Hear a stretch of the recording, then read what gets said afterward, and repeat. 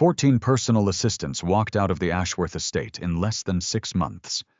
Most were reduced to tears within 48 hours by a paralyzed CEO whose icy fury was matched only by her ruthless intellect.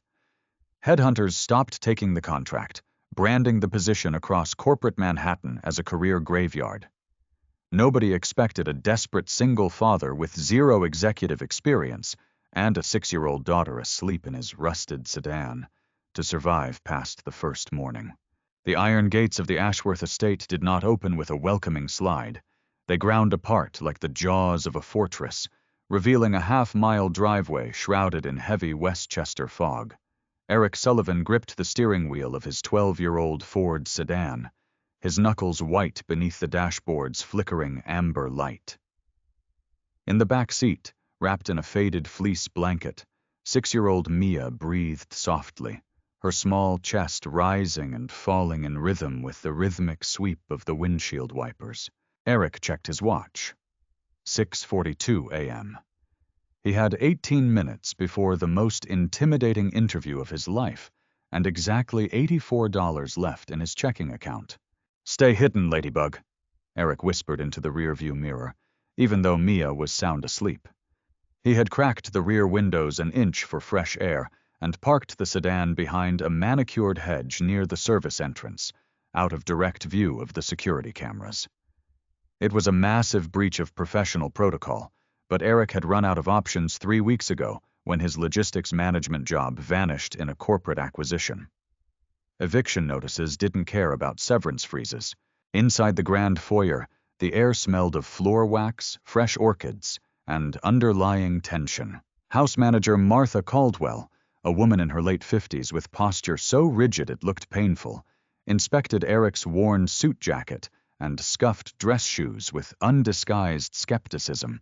"You don't have an Ivy League degree, Mr. Sullivan," Martha said, her voice echoing off the imported Italian marble. She flipped through his single-page resume with a sharp flick of her wrist. "You spent 7 years managing regional supply chains for a freight firm. You have no formal background in executive administration, let alone assisting a high-net-worth individual with complex medical dependencies." "I manage chaos, Ms. Caldwell," Eric replied quietly, holding her gaze without blinking. "Supply chains are about anticipating bottlenecks before they happen, managing difficult personalities under tight deadlines, and keeping operations running when everything breaks down. That sounds like an executive assistant's job description to me," Martha sighed, rubbing her temples as if fighting a chronic migraine. "The salary is $4,000 a week, paid every Friday by direct deposit. Comprehensive health care starts on day 1. Eric's heart hammered against his ribs. $4,000 a week meant saving his apartment. It meant Mia's asthma medication wouldn't require rationing. "There is a reason the compensation is nearly triple the market average," Martha continued, her tone dropping to a grim warning. "Victoria Ashworth built Ashworth Financial into a $30 billion empire by age 32. 18 months ago, a truck ran a red light on FDR Drive, severed her spine at the T6 vertebrae. She is paralyzed from the chest down, confined to a motorized chair, and she has not forgiven the universe for it." Martha stepped closer, her voice barely a whisper. "She has fired 14 assistants since January. She broke a Yale graduate in 4 hours by forcing him to read quarterly loss projections aloud until he vomited from stress. She wants to prove she doesn't need anyone, yet she requires assistance for nearly every operational aspect of her day. If you show pity, you are gone. If you show weakness, she will eviscerate you. Do you understand?" "Take me up," Eric said simply. The master suite on the 3rd floor felt less like a bedroom and more like a high-tech corporate bunker. Banked screens illuminated the darkened space with glowing financial charts and international market tickers. At the center of the room sat Victoria Ashworth. She was strikingly sharp-featured, her dark hair pulled back into a severe knot that accentuated her pale, angular face. She sat in a custom titanium wheelchair, surrounded by digital tablets and legal dossiers. She didn't look up when Martha opened the door. "I said iced green tea at 65 degrees, not 60, Martha," Victoria spoke, her voice a precision instrument engineered to cut through steel. "If the kitchen staff can't read a basic thermometer, terminate them." "Ms. Ashworth, the 7 a.m. applicant is here," Martha said, stepping aside before swiftly closing the door behind her, leaving Eric alone in the lion's den. Victoria finally turned her chair around with the hum of a silent electric motor. Her piercing gray eyes swept over Eric, analyzing him like a flawed spreadsheet. She let the silence stretch for 30 agonizing seconds, a classic power move designed to make candidates nervous enough to start babbling. Eric didn't say a word. He stood with his hands loosely clasped behind his back, waiting. A tiny, almost imperceptible line appeared between Victoria's eyebrows. She reached over to a stack of 300 printed legal filings on her side table and deliberately shoved them onto the hardwood floor. Papers scattered across the room in a chaotic cascade of white sheets. "My previous assistant dropped those before she left yesterday crying," Victoria said coldly. "They are the evidentiary exhibits from my 9 a.m. briefing with our Zurich legal counsel. They need to be collated chronologically, indexed by exhibit code, and cross-referenced with the digital ledger on that tablet. You have 45 minutes while I dictate correspondence. Begin." It was a trap. Any standard assistant would drop to their knees immediately, frantically scrambling to gather the papers while missing the dictation entirely. Eric calmly walked over to the desk, picked up a spare legal pad and a pen, and pulled up a high-backed leather chair sitting down directly across from her. Victoria's jaw tightened. "Did you suffer a cognitive failure, Mr. Sullivan? I told you to collate the floor." "No, Ms. Ashworth," Eric said in a steady, measured baritone. "If I crawl around on the floor organizing physical papers while you dictate high-speed correspondence, I will mishear your dictation, which creates legal liability for a $30 billion firm. I am going to record and transcribe your dictation first with 100% accuracy. Then I will use my logistic sorting method to collate those documents in 15 minutes. Speak whenever you're ready." Victoria stared at him, her gray eyes widening slightly in genuine shock. No one had told her no in 18 months without shrinking back in terror. For a second, a thunderstorm brewed on her face. Then, her lips curled into a cold, dangerous smirk. "Letter to the Federal Reserve Oversight Committee," Victoria began, her words rattling off like a machine gun fire at twice normal speaking speed. "To whom it may concern, regarding the proposed liquidity stress test adjustments for Tier 1 asset structures." Eric wrote with brutal efficiency, using a personalized shorthand he had perfected during years of chaotic warehouse manifest disputes. For 40 minutes, Victoria threw complex financial jargon, multi-clause legal threats, and obscure European banking regulations at him, trying to snap his focus. Eric didn't flinch once. At 7:41 a.m., she stopped abruptly. "Read back paragraph 4, the section on derivatives hedging." Eric looked at his pad and read it back verbatim, including the exact statistical percentages she had cited. Silence fell over the room. Victoria eyed the mess on the floor. "You have 19 minutes left for the exhibits. Impress me, logistics man." Eric knelt, but instead of picking up paper by paper, he rapidly divided the floor into 4 spatial quadrants, sorting the sheets by the colored barcodes printed at the bottom margins, a trick he used when organizing shipping container manifests. His hands moved in a fluid, relentless blur. By 8:55 a.m., 5 minutes before the deadline, 3 neat, perfectly bound folders sat on her desk beside the digital tablet. Victoria picked up the top folder, checking the dates. "Perfect. Don't get comfortable, Mr. Sullivan," she said, turning her chair back toward the glowing market monitors. "Most people survive Monday. Let's see if you're still standing by Wednesday." By Tuesday afternoon, Eric realized Victoria Ashworth's rage wasn't just personality. It was armor. She was fighting a two-front war, one against her own failing physical autonomy, and another against the predators circling her company. While pushing Eric through an exhausted 14-hour shift of document reviews and intense physical transfer assists, helping Martha safely shift Victoria from her daytime chair to her specialized physical therapy apparatus. Eric kept his ears open. He noticed a recurring name on the internal private line: Derek Langston. Langston was Ashworth Financial's chief operating officer, a polished corporate veteran who had been running day-to-day operations at the Manhattan headquarters since Victoria's accident. On the surface, Langston sounded charming, deferential, and deeply concerned for Victoria's health. But Eric's years in logistics had given him a sixth sense for systemic discrepancies. At 11 p.m. on Tuesday night, while Eric was sitting at his designated desk in the outer executive study, he reviewed the schedule Langston's office had synced to Victoria's personal calendar. Something felt off. Eric pulled up the physical therapy logs sent by Dr. Alistair Finch, Victoria's private neurologist. Dr. Finch had explicitly scheduled a mandatory 2-hour autonomic nervous system recovery session for Thursday at 1 p.m. Yet, on the synchronized corporate calendar, Langston's assistant had booked a high-stress mandatory emergency video conference with the board's auditing committee at that exact same time. It wasn't an isolated mistake. Eric pulled 3 months of historical calendars from the server logs. Every time Dr. Finch scheduled a critical physical rehabilitation therapy session or a pain management consultation, Langston's office quietly slipped an urgent, high-stakes financial briefing into the exact same slot 24 hours prior. When Victoria inevitably skipped her medical therapies to attend the meetings, her chronic neuropathic pain spiked, leading to visible fatigue and short-tempered outbursts during the calls. They're baiting her, Eric realized, a chill creeping up his neck. Langston is intentionally engineering physical exhaustion to make her look mentally erratic in front of the board.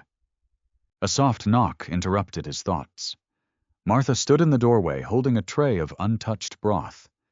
Her face was lined with deep exhaustion. She refused to eat again, Martha quietly sighed, setting the tray down. She thinks the kitchen is putting sedatives in her food because she felt drowsy during the London call yesterday. Eric turned the monitor toward Martha. Martha, take a look at this. The kitchen isn't sedating her. Her pain management patches last 12 hours. When she misses her 1 p.m. physical stretch sessions, because Langston books these emergency board calls, her nerve compression acts up. She takes an extra breakthrough pain pill just to get through the meetings. That's what's causing the drowsiness. Martha leaned over the desk, her eyes scanning the data trails Eric had highlighted. Her breath hitched. My God. If Derek Langston can prove to the board of directors that Victoria is medically incompetent and emotionally unstable, the bylaws allow a vote of no confidence. He becomes acting CEO and triggers a mandatory buyout of her founder shares at half value. How close is he to getting that vote? Eric asked. Very close, Martha whispered grimly. There is a quarterly performance assessment this Friday. If she falters during that presentation, Langston has the votes lined up to strip her of operational control. Eric looked toward the heavy oak doors of Victoria's quarters.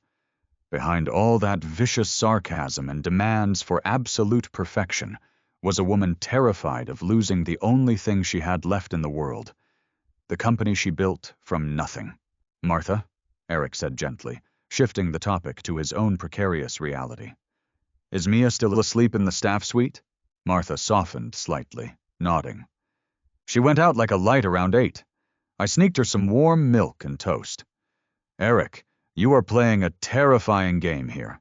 If Victoria finds out you smuggled your daughter into the East Wing guest quarters because you lost your apartment, she won't just fire you.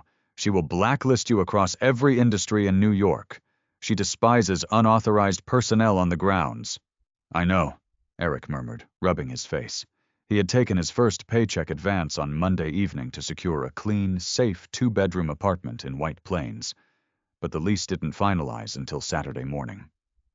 Until then, the Ashworth estate was the only roof over Mia's head. Just give me until Friday night.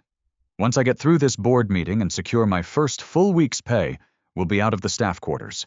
Just keep her invisible, Eric, Martha warned. Victoria's hearing is sharper than a hawk's. Thursday morning arrived with a torrential downpour that rattled the reinforced glass of the Ashworth estate. The tension inside the master study was suffocating. At 8:30 a.m., just 90 minutes before a preliminary strategy session with international investors, Victoria was reviewing her digital briefing files when the screen flashed an error message. Corrupted file? Asset valuation index missing.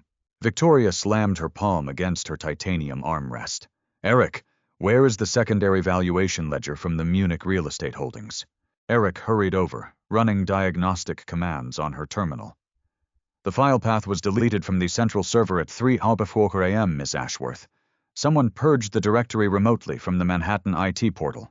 Langston, Victoria hissed, her voice trembling with a mixture of rage and panic that she couldn't hide. He knows the Zurich group won't commit without verified asset valuations. If I show up to this briefing empty-handed, it confirms his narrative that I'm losing oversight of our core portfolios. She looked away, her knuckles white as she gripped her chair. He's going to win. He's actually going to take my company. Eric looked at the digital clock. 8:34 a.m. Manhattan was an hour and a half away in heavy rain. A physical backup server existed at the corporate disaster recovery vault, but couriers wouldn't drive through the flash flood warnings. Ms. Ashworth, Eric said firmly, grabbing his coat. Where is the nearest physical backup drive stored locally? There is an encrypted hard drive at our secure data vault in downtown White Plains, Victoria said, looking at him helplessly. But the vault manager requires double-blind biometric release protocols, and their courier service suspended operations due to the storm. You can't get it here in time. I used to route emergency freight through Category 2 hurricanes for medical supply lines, Eric said, his eyes burning with intense determination. Call the vault manager right now and authorize my name for release. Keep the board talking when the call starts. I'll be back. Eric didn't wait for her reply. He sprinted down the stairs, bursting into the pouring rain. His old Ford sedan roared to life, tires spinning on the wet gravel as he launched down the driveway. For 50 minutes, Eric drove like a man possessed, hydroplaning across flooded intersection routes, taking obscure industrial side streets he had memorized during his logistics career to bypass gridlocked highway traffic. He burst into the White Plains data center soaked to the bone, grabbed the encrypted drive from a stunned facility officer, and raced back through the storm. At 9:47 a.m., 17 minutes into Victoria's stalled meeting, the oak doors of the study flew open. Eric dripped rainwater onto the imported rugs as he strode directly to her terminal, plugging the drive into the master interface. Within 4 seconds, the Munich valuation data populated the screen in crisp, glowing columns. Victoria didn't miss a beat. Without turning around to look at him, her voice instantly shifted from a defensive stall into a commanding, lethal strike. As you can see on your screens now, gentlemen, Victoria projected smoothly into the camera array, staring directly at the video square where Derek Langston sat looking visibly stunned. Our Munich commercial assets have appreciated by 11.4% year over year, significantly outperforming the conservative estimates presented earlier by our chief operating officer. Perhaps Mr. Langston should update his local software before advising the board on asset yield. For the next 20 minutes, Victoria dismantled Langston's financial arguments with surgical precision. When the call disconnected, the room plunged into profound silence. Victoria slumped back in her chair, closing her eyes. The sheer physical toll of the adrenaline rush was obvious. Her breathing was shallow, and her fingers twitched from exhaustion. You ruined a $30,000 Persian rug with your wet shoes, Mr. Sullivan, she said softly, her eyes still closed. I'll deduct it from my salary over the next 40 years, Ms. Ashworth, Eric replied, wiping rainwater from his forehead with a sleeve. A faint, uncharacteristic smile flickered across Victoria's face for a fraction of a second. You did well today, Eric. Very well. Before Eric could acknowledge the compliment, a sound echoed from the heavy mahogany door leading towards the east wing hallway. Creak! Eric's stomach dropped through the floorboards. Standing in the doorway, clutching a stuffed rabbit and wearing oversized cotton pajamas, was 6-year-old Mia. She rubbed her sleepy eyes, looking confusedly around the massive, intimidating office room. "Daddy?" Mia mumbled softly. "The thunder was really loud in the little room. I got scared." The temperature in the executive study seemed to plummet 40 degrees in an instant. Victoria's motorized chair spun around with a sharp, mechanical hum. Her gray eyes locked onto the little girl standing barefoot on the hardwood floor. The faint warmth that had lingered on her face just moments before vanished, replaced by an expression of absolute, freezing disbelief. "Eric?" Victoria said, her voice dropping to a dangerous, icy whisper that felt sharper than any blade she had wielded all week. "Who is that child, and why is she in my house?" The silence that followed Mia's voice was heavier than the thunderstorm rattling the leaded glass windows of the study. Eric slowly closed the distance between the desk and the doorway, positioning his body as a physical shield between his 6-year-old daughter and the freezing scrutiny of Victoria Ashworth. He knelt, scooping Mia into his arms. Her small head dropped immediately onto his shoulder, her fingers twisting into the damp fabric of his suit jacket. "I asked a question, Mr. Sullivan," Victoria said. Her titanium wheelchair glided forward an inch, the electric hum slicing through the room's tension. "Martha!" she called out towards the intercom panel, her voice ringing with autocratic sharpness. "Get in here immediately!" Within 10 seconds, Martha appeared at the side door, her face draining of color the moment she saw Mia clinging to Eric's neck. "Explain this breach of residential security," Victoria commanded, her gray eyes locked entirely on Eric. "Did you think because you salvaged a file from a data center that my private home is a boarding house for unauthorized dependents?" "Martha had nothing to do with bringing her onto the grounds, Ms. Ashworth," Eric lied smoothly, his voice flat and even without a trace of trembling. "I brought her in through the service garage at 6:30 Monday morning. My previous employer went under during an acquisition freeze, and the medical bills for her pediatric asthma cleared out my savings account. Our landlord locked us out on Friday afternoon. My new lease in White Plains doesn't clear until Saturday morning." Eric stood tall, holding his daughter securely against his chest. "I needed 48 hours of secure indoor shelter so my daughter wouldn't sleep in a rusted sedan during flash flood warnings. I took a calculated risk that my logistical output would outweigh my breach of protocol. If I miscalculated, I will pack our bags and leave the grounds within 15 minutes. But do not reprimand Martha. She discovered us last night and gave me a toast because she has a conscience." Victoria stared at him. The muscles along her jawline flexed beneath her pale skin.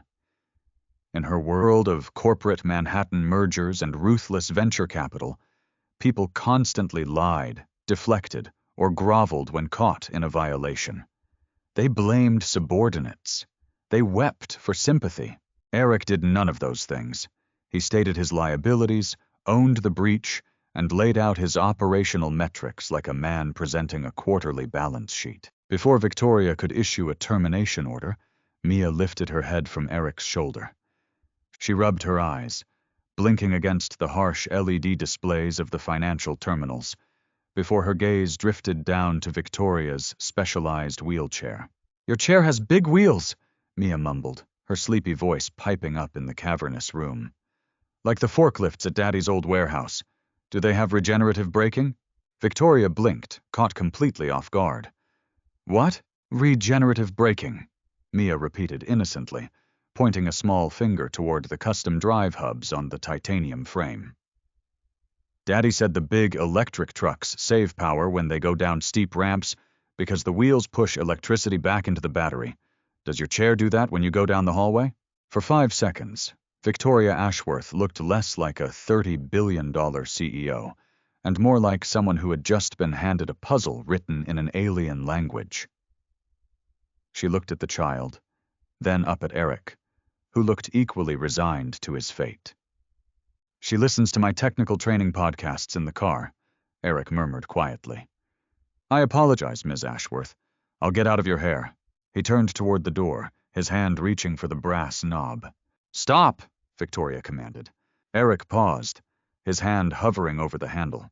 Victoria wheeled herself slowly toward the desk, picking up the printed Munich real estate asset valuation report Eric had risked his life to retrieve an hour earlier.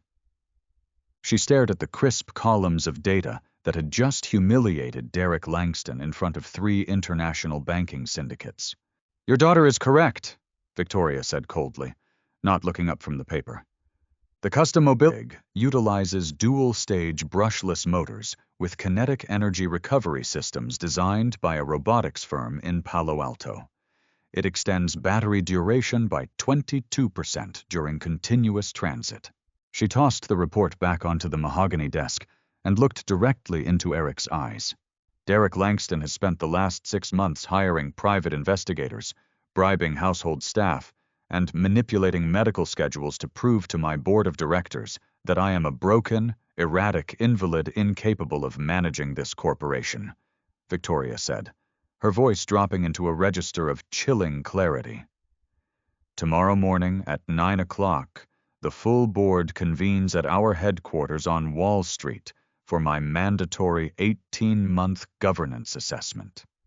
It is the first time I will physically enter that building since my spine was severed on FDR Drive." She leaned forward slightly, resting her forearms on her armrests. "If I show up tomorrow looking exhausted, disorganized, or physically dependent on a medical handler who doesn't understand high-stakes corporate warfare, Langston triggers Section 14 of our corporate charter. He initiates a vote of medical incapacity, seizes control of the board, and forces a liquidation of my equity."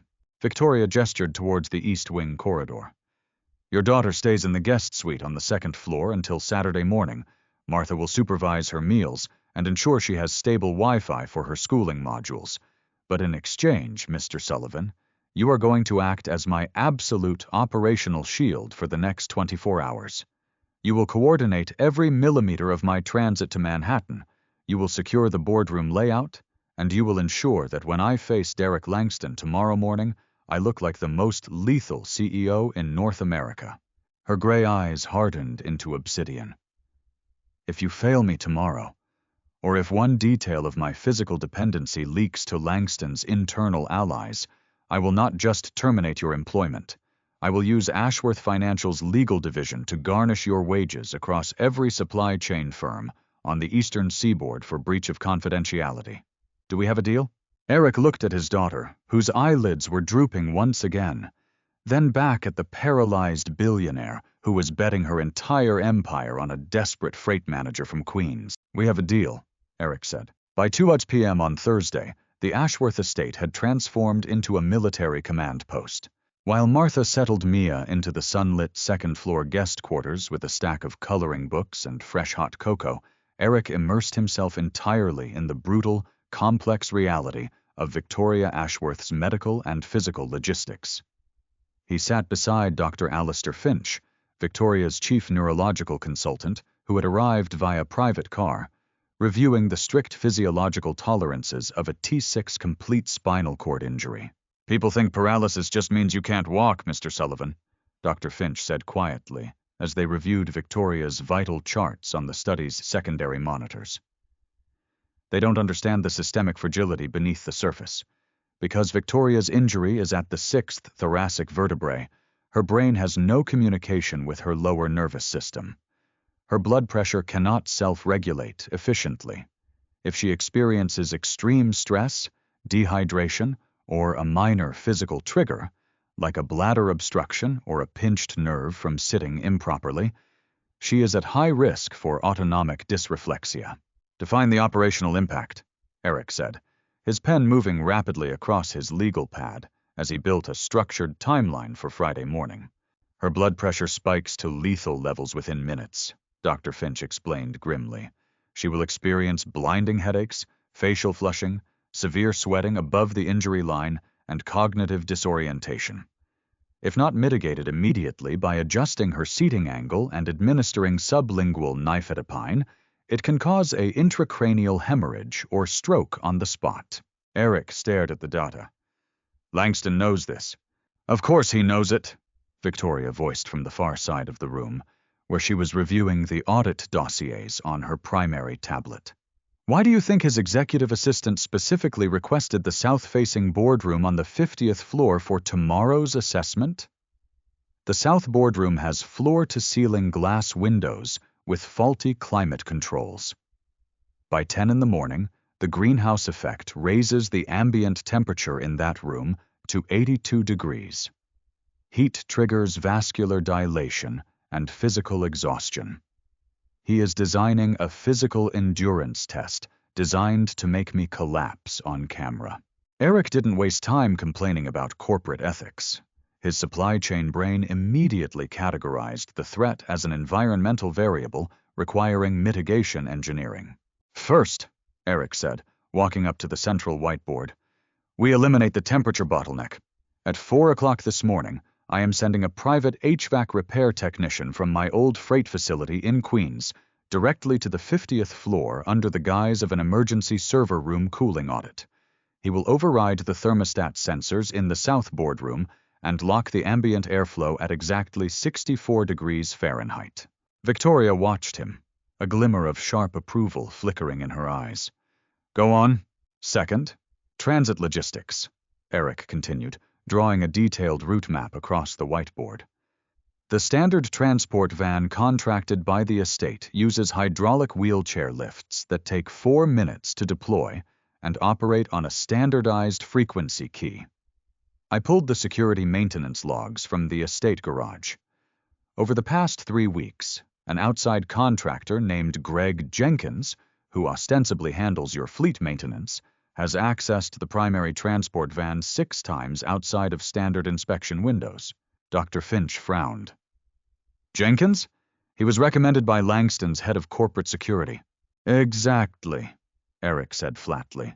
At 4 a.m. tomorrow, before the household wakes up, I am conducting a complete forensic mechanical inspection of that primary transport vehicle.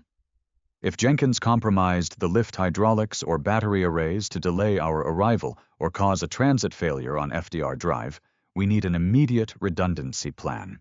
For the rest of the evening, Eric worked with relentless mechanical precision.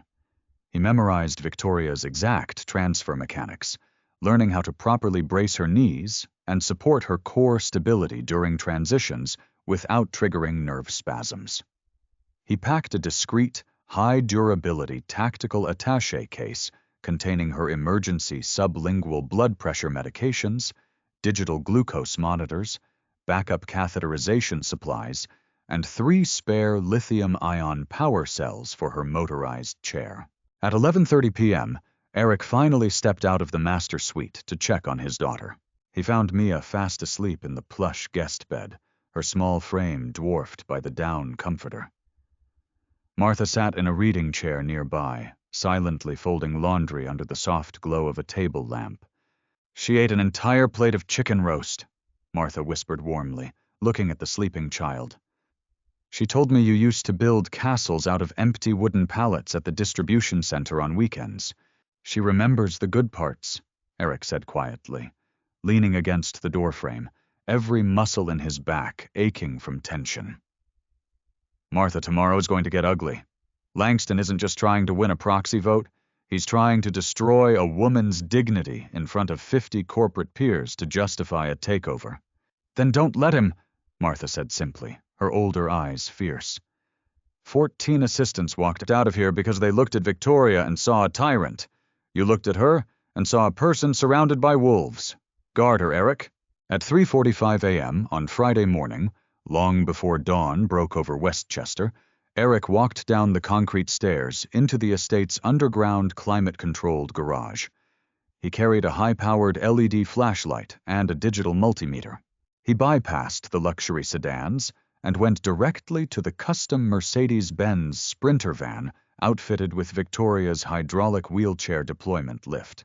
He knelt at the rear bumper, sliding underneath the undercarriage to inspect the primary electrical harnesses feeding the hydraulic pump mechanism. He popped the protective weather shield housing. Eric's jaw clenched. The primary ground wire leading to the lift's hydraulic solenoid had been sliced through with a diagonal wire cutter, leaving only 2 thin copper strands intact. It was a classic mechanical sabotage technique used by corrupt freight dispatchers.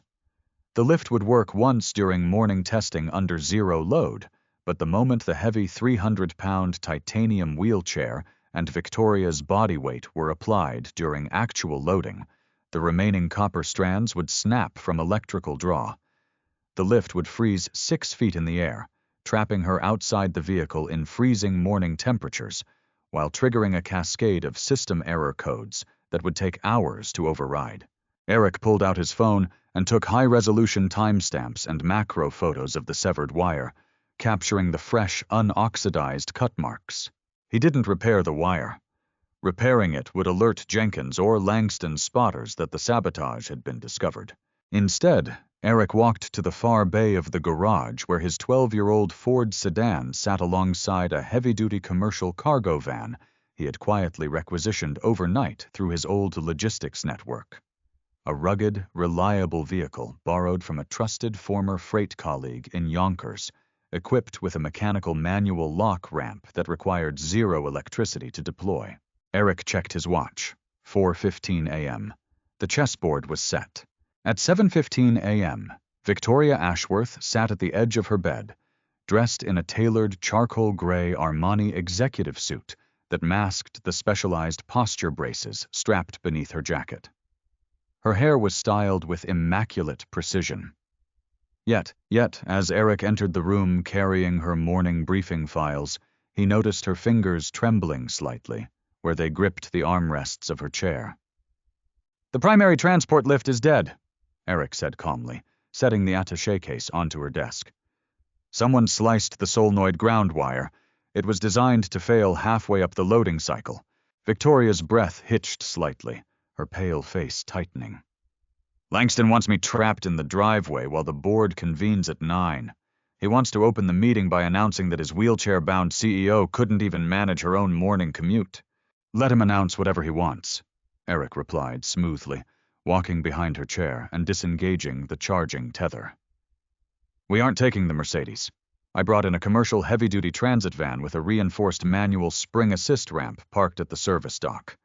It isn't leather-lined, Ms. Ashworth, but it doesn't rely on software or solenoids, and it gets us to Wall Street 30 minutes ahead of schedule." Victoria tilted her head back slightly to look at him, her gray eyes searching his face for any sign of hesitation or panic. She found none. Just the calm, unshakable focus of a man who spent his life moving critical freight through impossible bottlenecks. "Let's move," she said. The drive into Manhattan was a study in precision driving. While morning rush-hour traffic choked the FDR drive, Eric utilized commercial truck bypass routes through the South Bronx and across the Harlem River bridges, navigating the heavy cargo van with fluid, assertive maneuvers. In the back, secured securely to the floor tracks, Victoria reviewed the digital slides for her presentation, her initial tremor completely vanishing as Eric's steady narrative of traffic updates and strategic timings grounded her focus. At 8:18 a.m., 42 minutes before the board meeting was scheduled to begin, the unmarked commercial van pulled into the subterranean private loading dock of the Ashworth Financial Tower on Wall Street. 2 corporate security guards, wearing uniforms paid for by Ashworth Financial but loyal to Derek Langston's administrative regime, stepped forward immediately, holding up their hands to block the loading bay. "Unauthorized commercial vehicle," the lead guard said loudly, stepping toward the driver's window. "Clear the dock immediately. This area is reserved for executive transport." Eric stepped out of the cab, dressed in his crisp, newly dry-cleaned navy suit, his posture radiating authority. He walked directly to the rear doors of the van and pulled them open, dropping the heavy steel manual ramp with a solid, echoing clang against the concrete dock. "I am Eric Sullivan, Executive Assistant to the Chief Executive Officer," Eric stated clearly, his voice bouncing off the concrete pillars as Victoria Ashworth's custom titanium chair glided smoothly down the ramp into the fluorescent lights of the garage. "You are currently obstructing the path of the majority shareholder of this corporation 45 minutes prior to a mandatory board assessment. Step aside immediately, or I will have legal counsel pull your security vendor contract before noon." The guards froze, their eyes widening in shock as Victoria Ashworth, whom they had been explicitly told by Jenkins would be delayed in Westchester until at least 10 o'clock, fixed them with a look that could cut diamond. They scrambled backward, swiping their access cards to open the private executive express elevator. As the elevator doors slid shut, sealing them inside the glass and steel vertical shaft, rising 50 stories above Wall Street, Victoria let out a long, slow breath. She looked at the polished steel reflection of the elevator walls, seeing her paralyzed frame seated at waist level, while Eric stood tall beside her, his hand resting casually near the handle of the tactical attaché case containing her medical contingencies. "For 18 months," Victoria whispered, her voice barely audible over the hum of the elevator hoist. "I have dreaded coming back to this building. I built every floor of this tower, Eric. And today, half the people in that room are waiting to see if I'm going to break." Eric looked down at her. He didn't offer empty platitudes or corporate cheerleading. "In logistics, Ms. Ashworth, a structure doesn't collapse because the payload is heavy," Eric said quietly. "It collapses because the weight is distributed unevenly. Today, you carry the strategic vision. I carry the operational weight. Nobody breaks." The elevator chimed. Floor 50, executive boardrooms. The heavy double-glass doors opened onto the expansive executive reception atrium. The ambient air was crisp and cool, exactly 64 degrees, thanks to the early morning intervention of Eric's Queen's HVAC contact. Through the glass partitions of the South Boardroom, 12 senior board members, 3 international banking syndicates on massive video arrays, and Chief Operating Officer Derek Langston were already assembled around the 60-foot mahogany conference table. Langston stood at the head of the table, sipping an espresso, looking supremely relaxed and confident as he checked his gold wristwatch. At 8:45 a.m., 15 minutes before the official start time, Langston tapped his microphone, projecting his voice across the room and over the live video feeds. "Gentlemen," Langston said with practiced, sorrowful gravity, "it is now 8:45. As we anticipated, our esteemed founder, Ms. Ashworth, has encountered severe logistical and medical complications at her estate this morning and is unable to join our governance assessment. Given the urgent regulatory filings required by the Securities and Exchange Commission this afternoon, I propose we initiate formal proceedings to address operational succession under Corporate Charter Section 14. The heavy oak doors at the far end of the boardroom swung open with a resounding thud. The room fell dead silent. Victoria Ashworth glided into the boardroom, the silent electric motors of her titanium rig moving at full, commanding speed. Flanking her right side, keeping perfect pace with her chair, was Eric Sullivan, carrying 3 thick, leather-bound evidentiary dossiers under his arm. Victoria didn't stop until her chair reached the absolute head of the table, forcing Langston to physically step backward out of her way to avoid being clipped by her footrests. She locked the titanium brakes of her chair with a sharp, audible click.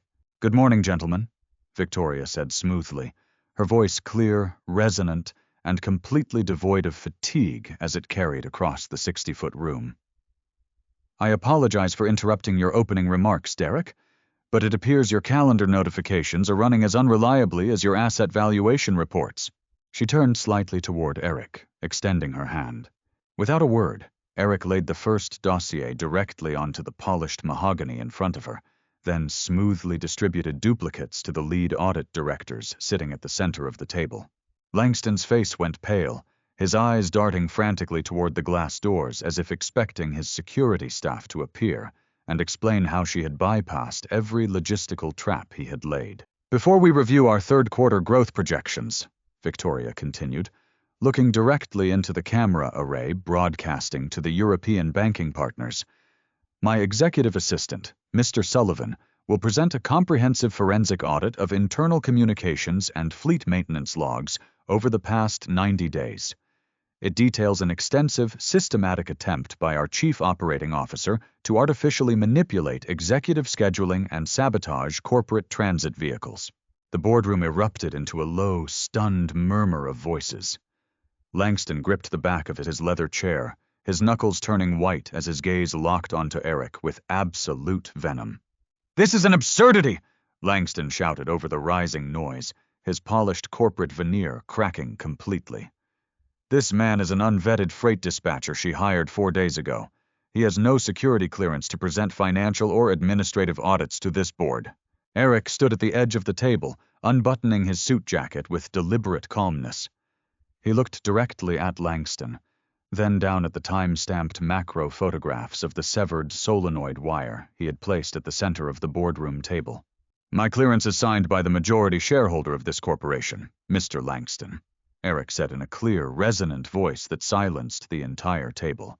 "And unlike your transport vehicles, my data doesn't break down under pressure." Just as the lead board director reached for the forensic dossiers to inspect the photographs, Victoria suddenly gripped the right armrest of her chair with blinding force. Eric saw it instantly.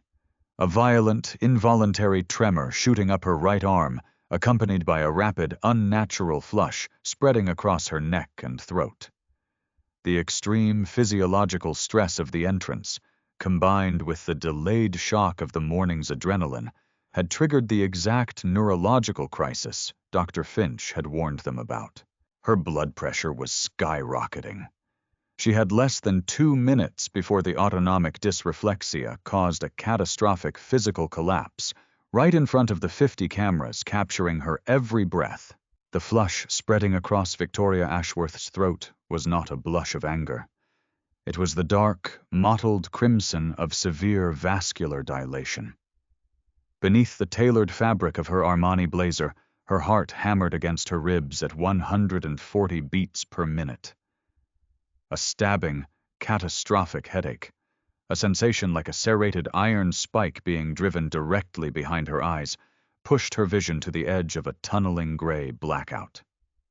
In a T6 complete spinal injury, when the autonomic nervous system encounters an unmitigated stressor, whether physical compression, extreme sensory overload, or raw adrenaline, the severed neural pathways below the injury level spasm into a massive, uncontrolled sympathetic reflex. Blood vessels constrict violently below the chest, sending systolic arterial pressure skyrocketing toward 220 millimeters of mercury. Above the injury line, the brain desperately attempts to lower the pressure by dilating blood vessels, resulting in profuse diaphoresis, facial flushing, and impending stroke. Langston saw the sudden tremor in her right hand. He saw the sheen of sweat suddenly catching the boardroom spotlights on her forehead. A cruel, triumphant gleam flashed in his dark eyes. "Look at her!" Langston projected his voice across the room, pointing a polished finger directly at Victoria's trembling frame. "She is in acute cognitive and physical distress right now. Her medical condition is destabilizing in the middle of an official board briefing. Chairman Crawford, under corporate charter bylaws, I demand an immediate recess and the invocation of emergency medical transfer protocols."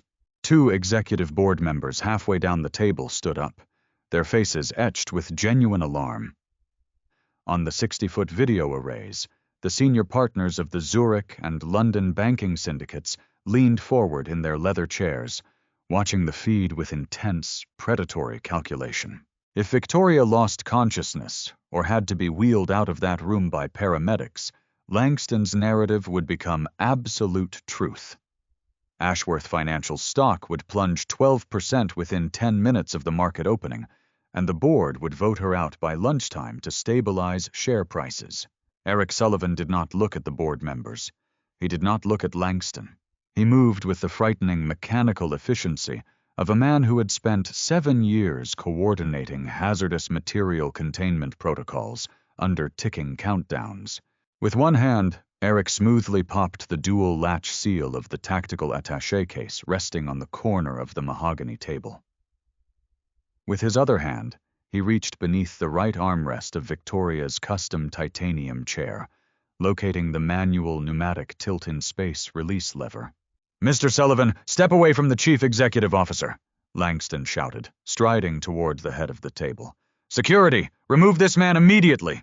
"Shut up and sit down, Langston," Eric said. His voice wasn't a yell. It was a low, seismic baritone that carried such absolute, dangerous authority that Langston froze mid-stride 3 feet away. Without breaking eye contact with the surrounding room, Eric squeezed the release lever and smoothly tilted the entire seating matrix of Victoria's chair backward by 15 degrees, while elevating her lower leg rests by 2 inches. The precise shift in postural geometry immediately relieved the gravitational pooling of blood and reduced the mechanical compression on her lower spine, the primary physical trigger aggravating her sympathetic nervous system. Simultaneously, Eric retrieved a small sealed foil blister pack from the attaché case. He popped the seal with his thumb, extracting a 10-milligram sublingual nifedipine capsule, a rapid-acting calcium channel blocker prescribed by Dr. Finch specifically for hypertensive emergencies. To the 50 cameras and 12 board members watching, Eric appeared to simply lean down to whisper a confidential strategic figure into his CEO's ear while adjusting her lapel microphone. Under the cover of his broad shoulders blocking the primary camera angle, he pressed the capsule between Victoria's pale, trembling fingers. "Under the tongue," Eric murmured softly into her ear, his hand resting reassuringly against the back of her titanium headrest to stabilize her posture. "Bite the capsule once to release the liquid, then let it sit. Breathe with my cadence, Ms. Ashworth. In for 4 seconds, out for 6. The tilt is locking your core pressure. You have control." Victoria's eyes were glassy with intense pain, but her razor-sharp intellect fought through the fog. She slipped the capsule beneath her tongue, her jaw flexing slightly as she punctured the gel coating. Within 30 seconds, the potent vasodilator entered her sublingual mucosa, rushing directly into her bloodstream to counter the violent arterial spasms. "Chairman Crawford," Langston insisted, his voice rising in panic as he realized the dramatic medical collapse he was banking on was not occurring. "I insist on a formal recess. This man is administering unverified substances to the CEO during a governance vote." At the center of the 60-foot table, Jonathan Crawford, a 72-year-old former federal judge who served as senior chairman of the audit committee, raised a single hand. The entire room fell quiet. Crawford looked over the rims of his reading glasses, his shrewd, weathered gaze bypassing Langston completely to settle on Victoria Ashworth. "Ms. Ashworth," Chairman Crawford said in a dry, measured tone, "do you require medical intervention, or are we ready to proceed with the third-quarter financial reconciliation?" Victoria closed her eyes for 2 seconds. Eric's hand remained steady against her chair frame, anchoring her to reality.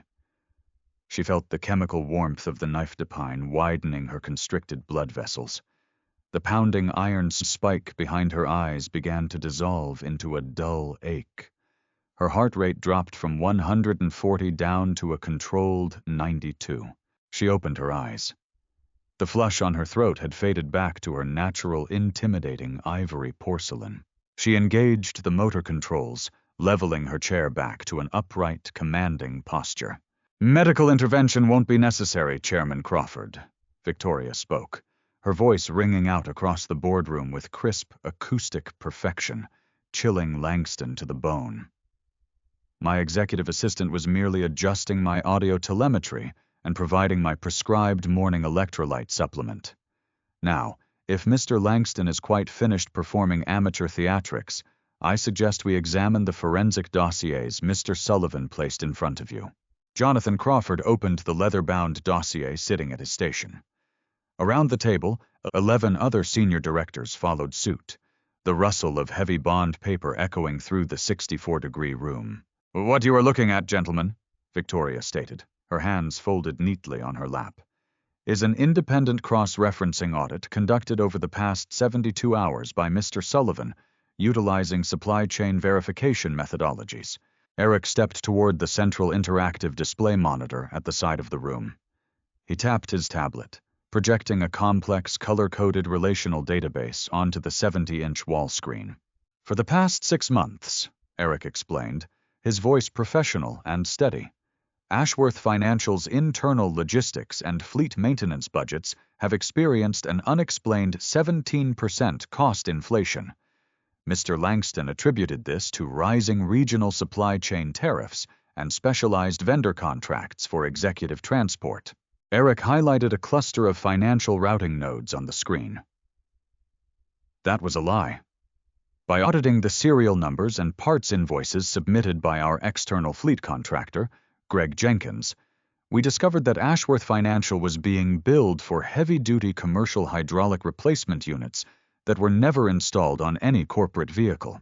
Langston's face shifted from pale to an ashen, sickly gray. This is fabricated data. You hacked the corporate intranet. I didn't need to hack anything, Mr. Langston, Eric replied smoothly. In freight logistics, every serialized hydraulic pump carries a manufacturer origin barcode. I cross-referenced the barcode invoices approved by your office with the physical inventory of our garage fleet. The parts billed to Ashworth Financial were actually shipped to a commercial warehouse in Long Island. Eric tapped the screen again. A corporate registry document appeared, bearing the seal of the Delaware Secretary of State.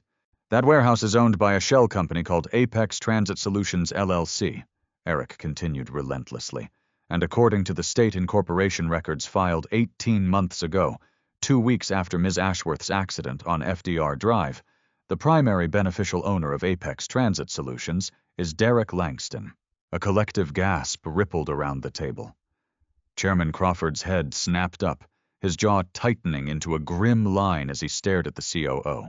Over the past 18 months, Mr. Langston has embezzled approximately $2.4 million through fraudulent maintenance contracts, Victoria said, taking over the room with devastating precision. Furthermore, when Mr. Sullivan inspected my primary transit van at 4 o'clock this morning, he documented deliberate mechanical sabotage to the hydraulic lift systems, specifically designed to trap me off-site during this assessment.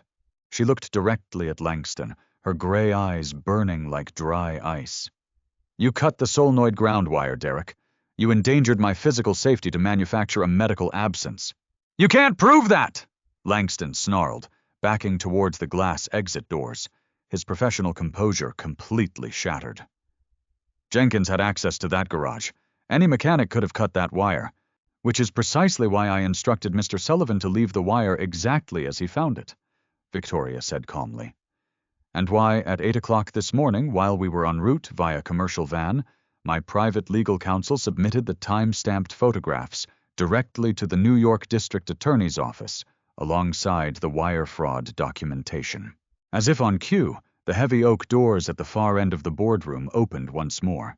3 men in dark suits, 2 special agents from the FBI's Financial Crimes Task Force, accompanied by Ashworth Financial's head of corporate security, stepped into the room. Derek Langston?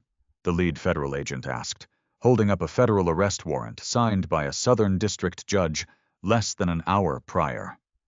You are under arrest for wire fraud, corporate embezzlement, and reckless endangerment. Step away from the table, sir. Langston froze. He looked around the boardroom, desperately seeking a single friendly eye among the board members he had spent months lobbying. Every director turned their gaze away, looking down at their dossiers in cold, professional repudiation. Without another word, the federal agents cuffed Langston's hands behind his back and escorted him out of the boardroom, the glass doors sliding shut behind them with a definitive air-sealed click. For several long seconds, the boardroom remained completely silent, save for the hum of the video conferencing hardware broadcasting to Europe. Chairman Crawford slowly closed his dossier. He removed his reading glasses, placing them neatly on the mahogany table, and looked at Victoria Ashworth. Ms. Ashworth, Crawford said, his voice laced with profound respect. On behalf of the Audit Committee and the full Board of Directors, I move to formally dismiss the medical incapacity assessment. Furthermore, we reaffirm your absolute operational authority as Chief Executive Officer of Ashworth Financial, effective immediately. Around the table, every single board member raised their right hand in unanimous consent. Victoria bowed her head slightly in acknowledgement. Thank you, gentlemen. Our Q3 revenue report indicates a 9% expansion in our European tech portfolios. Let us proceed with the agenda. For the next 2 hours, Victoria ran the board meeting with absolute dominance. And standing 6 feet behind her right shoulder, silent, vigilant, and completely unshakable, stood Eric Sullivan. Saturday morning in Westchester County dawned crisp and bright, the heavy rain clouds from the previous days giving way to clear, golden autumn sunlight that illuminated the sprawling lawns of the Ashworth estate. Near the service garage, the trunk of Eric's 12-year-old Ford sedan was popped open. Eric stood in his jeans and a faded flannel shirt, hoisting a taped cardboard box containing Mia's clothes and books into the rear storage compartment. His first weekly paycheck, a direct deposit of $4,000 minus taxes, had cleared into his account at midnight. His new 2-bedroom apartment lease in White Plains was officially active as of 8 a.m. He had survived the week. He had saved his daughter from homelessness. He had executed his contract. "Daddy, did you pack my green markers?" Mia asked, skipping out of the side kitchen entrance holding a half-eaten blueberry muffin Martha had baked specifically for her departure. "Right on top of your coloring books, Ladybug," Eric smiled, wiping a smudge of flour from her nose. "Go say goodbye and thank you to Martha. We hit the road in 10 minutes. As Mia ran back inside toward the kitchen, Eric shut the trunk with a metallic clatter. He turned around to find Martha standing on the stone pathway, and beside her, gliding silently over the custom slate paving stones, was Victoria Ashworth. She was dressed casually for the first time since Eric had met her, wearing dark cashmere loungewear and a cream-colored knit sweater. A soft wool blanket draped over her lap. Her dark hair was loose around her shoulders, softening the severe, angular contours of her face. "Leaving without filing a departure manifest, Mr. Sullivan?" Victoria asked, halting her titanium rig 3 feet away from the sedan bumper. "My contract was for 48 hours of crisis management, Ms. Ashworth," Eric replied respectfully, wiping off his dusty hands on his jeans. "The board is secured. Langston is sitting in a federal holding cell in Manhattan. Your new interim COO is arriving Monday morning. I got my paycheck advance cleared, and my apartment is ready. You don't need a supply chain manager sleeping in your East Wing anymore." Victoria looked at the rusted fender of the old Ford, then back up at Eric. "You are a terrible liar, Eric," she said quietly. "You managed 65 complex logistics hubs across 7 states for 7 years before corporate restructuring eliminated your division. You don't belong in a regional freight office managing shipping crates." She reached into the pocket of her cashmere sweater and pulled out a crisp, heavy linen envelope, extending it toward him. "What is this?" Eric asked, hesitating before taking it. "Read it," she commanded softly. Eric opened the envelope and unfolded the 2-page contract inside. His eyes scanned the bold headings. "Ashworth Financial Corporation, Executive Employment Agreement Position, Vice President of Global Operations and Chief of Staff to the CEO Base. Compensation: $380,000 per annum, plus full executive equity vesting options and comprehensive medical coverage." Eric stopped reading. He looked up, his breath catching slightly in his chest. "Ms. Ashworth, this is a C-suite executive tier. I don't have an MBA. I have 12 Harvard MBAs in my analytics department, and none of them noticed that my chief operating officer was embezzling millions through brake repairs," Victoria said, her gray eyes remarkably warm. "I don't need another credentialed sycophant telling me what I want to hear. I need someone who understands operational reality under extreme pressure. I need someone who doesn't flinch when the room catches fire." Before Eric could formulate an answer, the kitchen door swung open again. Mia trotted out, carrying her stuffed rabbit under one arm and a large folded sheet of drawing paper in the other. She walked straight up to Victoria's wheelchair, completely unafraid of the paralyzed billionaire. "I made you a schematic," Mia announced proudly, holding out the paper. Victoria blinked, caught completely off guard by the child's solemn presentation. She leaned forward slightly, taking the drawing. It was done in green and blue crayon. It depicted a large, smiling stick figure seated in a wheelchair with massive, heavily detailed wheels labeled with arrows, saying "Superfast Battery." Next to the chair stood a tall stick figure holding a briefcase labeled "Daddy," and a smaller stick figure holding a rabbit. Above them all was drawn a giant, reinforced fortress, with sun rays beaming down. "It shows your regenerative braking hubs," Mia explained, pointing a chubby finger at the wheels. "And I added rocket boosters on the back so you can go up the steep ramps faster than the bad guys." For the first time in 18 months, since the tragic afternoon on FDR Drive that shattered her spine and turned her world into a freezing battlefield. Victoria Ashworth laughed. It wasn't a cold, sarcastic smirk. It was a genuine melodic laugh that bubbled up from deep within her chest, bringing a natural warmth and brightness to her face that rendered her stunningly beautiful. "Rocket boosters," Victoria smiled, looking down at the drawing with genuine reverence before looking at Mia.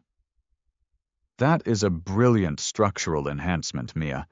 I will have my engineering team review the feasibility on Monday." Victoria carefully folded the drawing and tucked it safely inside her sweater pocket. She looked up at Eric, her professional armor completely stripped away, revealing the deeply loyal woman beneath. "Clause 4 of your employment contract stipulates residency requirements, Eric," Victoria said gently. "The East Wing guest quarters on this estate consist of 3 bedrooms, a private kitchen, and an attached solarium. It is currently empty. The local elementary school in Westchester is rated top 3 in the state, and their pediatric asthma support clinic is 10 minutes down the road." She gestured toward the estate grounds. "Martha already ordered 2 sets of custom bedroom furniture for the 2nd floor. Don't make me return them to the logistics vendor, Mr. Sullivan. I hate processing restocking fees." Eric looked at the document in his hands, then at his daughter, who was currently inspecting the LED display on Victoria's chair control panel with intense, fascinated curiosity. He swallowed hard, feeling the profound weight of the past 6 months of fear, poverty, and desperation finally lifting from his shoulders. "In logistics, Ms. Ashworth," Eric said, his voice husky with emotion as he smiled down at her, "we never reject a optimized supply route." "Good," Victoria said, turning her chair towards the main house with a soft hum of titanium wheels. "Then unpack your car, Chief of Staff. We have a $30 billion empire to run on Monday morning, and Mia needs to help me redesign my brake calipers." As the single father and his daughter walked alongside the paralyzed CEO down the sunlit driveway of the Ashworth estate, 14 assistants belonged firmly to the past. The career graveyard had finally met the one man who knew how to build a fortress out of the storm. What an incredible journey of resilience, loyalty, and redemption. Eric and Victoria proved that true strength isn't about physical perfection or corporate titles. It's about standing firm when the rest of the world expects you to fall. If this dramatic real-life story of a devoted single dad transforming the life of a ruthless, paralyzed CEO touched your heart, please smash that like button right now. Don't forget to share this inspiring narrative with your friends and family, and hit subscribe with the notification bell turned on so you never miss another thrilling, emotionally powerful story. Drop a comment below telling us your favorite plot twist, and we will see you in the next video.